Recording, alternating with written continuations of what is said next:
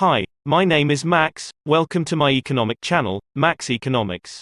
Today we will talk about the term skimpflation, a term that became quite popular in the last few weeks. When we hear about it, we are tempted to compare it with the existing forms of inflation, like slumpflation or stagflation, but this concept is quite different. Skimpflation is partially similar to the concept of inflation through costs because it is determined by the increases in the prices of resources. However, the difference is that, when the costs increase, the producers choose not to pass them to the consumers through higher prices. They continue to sell their goods at similar prices, but skimp costs, and this affects their quality or complexity. We know what skimp and inflation mean and, based on the meaning of these terms, we could understand the concept of skimpflation. It is an inflation connected to the desire to reduce costs.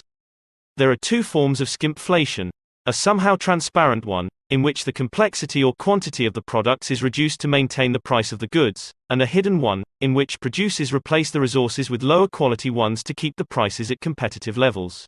The first type of skimpflation is preferable for consumers because they are aware of what they buy.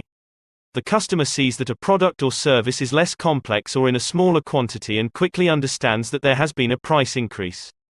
He is free to search for alternatives or to delay his consumption.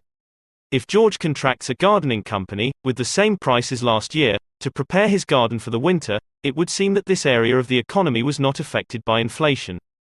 But, if the company asks him for an additional fee to collect and transport the fallen leaves in the orchard, George will understand that the total price is higher than last year, and he will accept it or look for an alternative. In the second type of skimpflation, the producers use lower quality resources.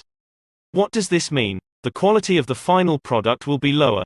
When Thomas replaces his 10-year-old TV with a new one, he expects a similar lifespan, but due to the lower quality, the new one will be replaced in 5 years.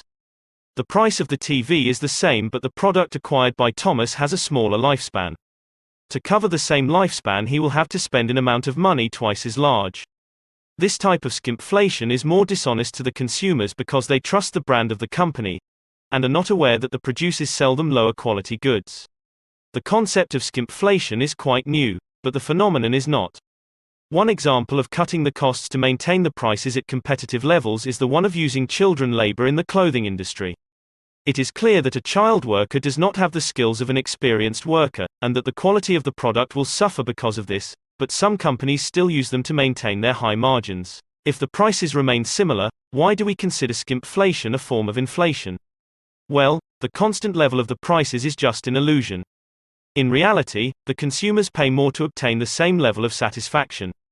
The needs of Matthews remain the same, but he is forced to buy additional products to satisfy them. In the case of skimpflation, the producers try to improve their margins by cutting costs, thus hiding inflation. Unfortunately, reducing the quality or complexity of the product comes with high risks in the long term, like losing the trust of the consumers. That's about it for today. Thank you for watching and don't forget to subscribe to our channel.